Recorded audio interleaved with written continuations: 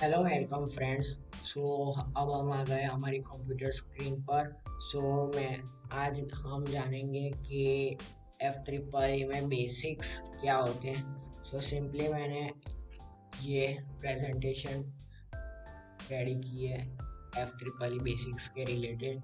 सो आइए जानते हैं ये क्या है। सो फर्स्ट ऑफ ऑल हम जानेंगे some important points related to F triple. So first question हमारे ब्रेन में राइज होता है कि एफ ट्रिपल ई में इलेक्ट्रॉनिक्स ही आता है, तो what is electronics. So electronics की डेफिनेशन से ही हमें पता चल जाएगा कि the branch of physics and technology concerned with the concerned with the design of circuits using transistors and microchips is called electronics. So friends, physics तो आप सब लोग जानते होंगे एंड टेक्नोलॉजी भी अच्छे से जानते होंगे कि क्या चल रहा है technology. So design of circuits and transistors and microchips, वो मैं आपको बताऊंगा। डिज़ाइन मतलब कुछ स्ट्रक्चर कुछ बिल्ड करना, या और सर्किट्स मतलब हमारे अलग अलग किसी भी इलेक्ट्रॉनिक प्रोडक्ट में आपने कभी टूट गया होगा तो देखा होगा उसके अंदर। चलिए हम लोग किसी चीज़ का एग्जांपल ले लेते हैं। सपोज कि एक कंप्यूटर के सीपीयू का। तो सीपीयू में भी आपने देखा होगा कि उसमें सर्किट्स आते हैं काफ़ी सारे, जहाँ वायर हमें कनेक्ट करनी पड़ती है। और मैं एग्जांपल लूँ तो मदरबोर्ड, आप सब लोग अवेयर होंगे मदरबोर्ड नाम से। उसके कारण ही पूरा हमारा सीपीयू या फिर पूरा हमारा कंप्यूटर रन हो पा रहा है। एंड ट्रांजिस्टर्स भी छोटे छोटे ऐसे कंपाउंड्स होते हैं जो हमारे इलेक्ट्रॉनिक आइटम को या फिर ऑब्जेक्ट को रन करने में हेल्प करते हैं। और माइक्रोचिप्स भी वही येलो येलो कलर के छोटे छोटे डॉट्स जो हमें फास्टली रन करने को हेल्प करते हैं। कोई भी ऐसे प्रोग्राम या फिर कुछ भी ऐसा हो कि कोई कहाँ कहीं पर हमने कुछ स्टार्ट करने और वो फटाफट से स्टार्ट होता है। सो हमारा माइक्रोचिप्स के बदौलत ही स्टार्ट होता है। सो इसे ही हम कहते हैं इलेक्ट्रॉनिक्स। और फिर नेक्स्ट आता है electronics is mainly divided into two types. First is analogue electronics and second is digital electronics. So friends, analogue electronics की डेफिनेशन कुछ ऐसी है कि the branch of electronics in which processing of analog signals is done is called analog in electronics.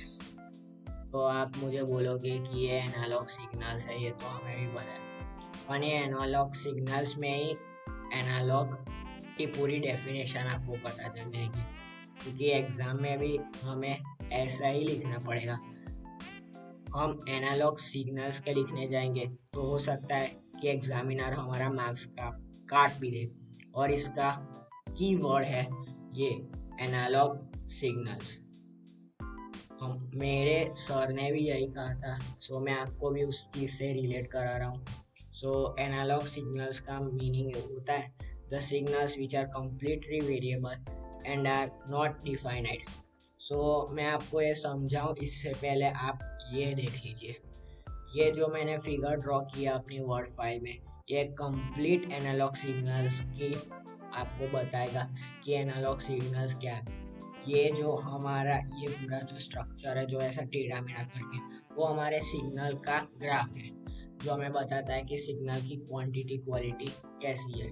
So starting में signal एकदम ऊपर या फिर नीचे ऊपर नीचे नीचे ऊपर, वही इसे ही ऊपर नीचे जो होता रहता है उसे ही हम एनालॉग सिग्नल्स कहते हैं। और इस एनालॉग सिग्नल्स की पूरे इलेक्ट्रॉनिक्स को मतलब the branch of electronics in which processing of analog signals is done is called analog electronics. So हम उसे ही एनालॉग इलेक्ट्रॉनिक्स कहते हैं। सो अब डिजिटल इलेक्ट्रॉनिक्स की बात करें तो the branch of electronics in which processing of digital signals is done is called digital electronics.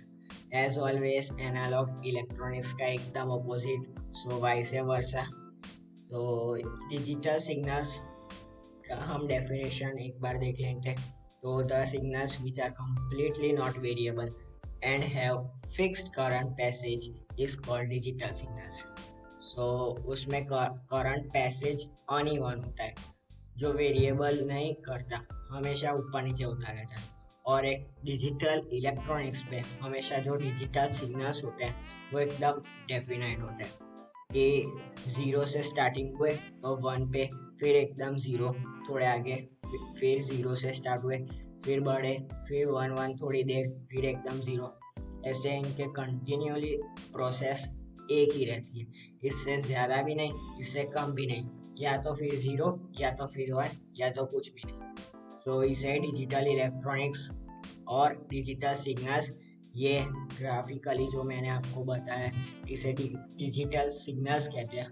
और आप जैसे कि देख ही सकते हैं, फिर इलेक्ट्रॉनिक्स की बात की जाए और करंट का नाम ना आए वैसा तो कभी हो ही नहीं सकता।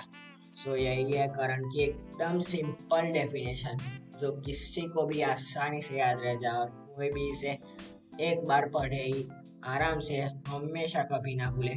So current is the flow of charges like protons and electrons. Protons मतलब पॉजिटिवली चार्ज और इलेक्ट्रॉन्स मतलब नेगेटिवली चार्ज।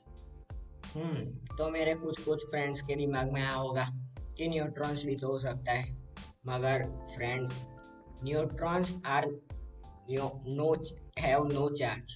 सो वो एक करंट के पैसेज में कभी भी नहीं आ सकते, और ऐसे कभी नहीं हो सकता कि प्रोटॉन्स और इलेक्ट्रॉन्स के सिवाय कोई न्यूट्रॉन्स तो एंटर हो, ऐसा कभी हो ही नहीं सकता, क्योंकि जब हम स्विच ऑन करते हैं तब करंट ही फ्लो होता है। सो आप समझ ही गए होंगे। और करंट की बात हो तो रेजिस्टर की भी बात होती है। तो रेजिस्टर का सिंपल एकदम, रेजिस्टर से बताने पहले मैं आपको ये बता दूं कि अभी ये सिग्नल्स की कहानी ख़त्म नहीं हुई है। ये जो मैंने आपको सिग्नल्स बताए, एनालॉग और डिजिटल, ये अभी तक आप सोच रहे होंगे कि इतना ही है, लेकिन बिल्कुल ये इतना ही नहीं है। एनालॉग सिग्नल्स के अंदर भी बहुत तीन पार्ट्स है, दो पार्ट्स है, और वो दो पार्ट में एक पार्ट है पैसिव कंपोनेंट्स और एक पार्ट है एक्टिव कंपोनेंट्स। और पैसिव कंपोनेंट्स में भी तीन पार्ट्स है, रेजिस्टेंस, इंडक्टर एंड कैपेसिटर। और पैसिव कंपोनेंट्स में भी दोनों में पार्ट्स ज़्यादा है। और आगे चले डिजिटल सिग्नल्स में।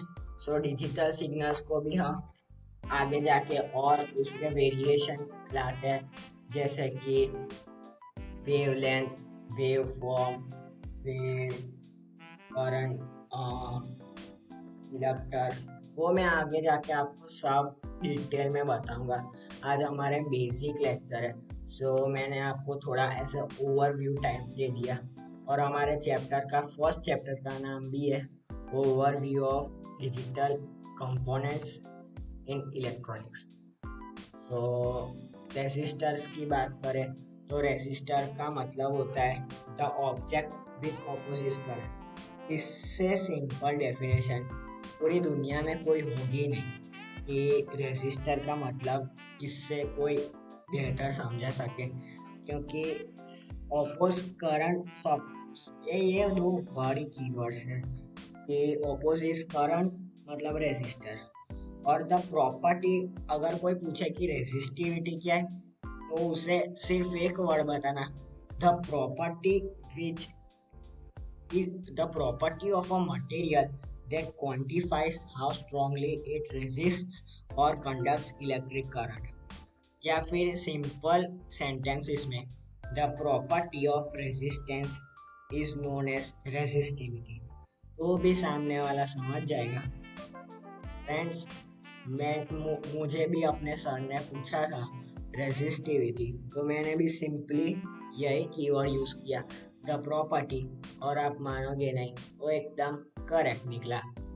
सो मैंने भी आपको वही बताया कि प्रॉपर्टी इज द कीवर्ड। सो कोई आप अगर आपको पूछे तो आप बता सकते हो।